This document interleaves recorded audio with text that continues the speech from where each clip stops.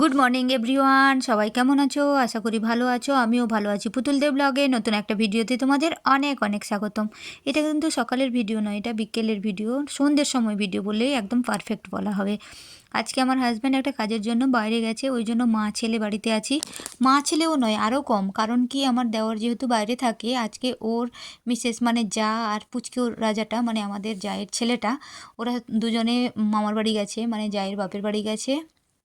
আর আমার হাজব্যান্ড দেওর চলে গেছে কাজের জন্য।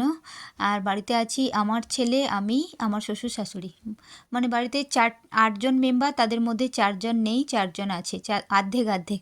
তো সন্ধেবেলা কি করব, রাতের খাবার কি করব, এটা ভাবতে ভাবতে আমি আমার ছেলেকে বললাম, বাবু কি করব, তোমার যা ইচ্ছা করো।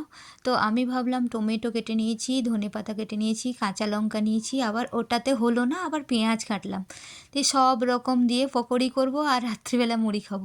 মানে এত কুঁড়েমি লাগছে না সারাদিন, মানে কাজ করার পরে না সন্ধেবেলা আর মনে হয় না। তার মধ্যে যদি হাজব্যান্ড না থাকে তাহলে তো রান্না করতে একদমই ইচ্ছে করে না। আচ্ছা, এটা কি তোমাদের সাথে হয় না শুধুমাত্র আমার সাথে হয়?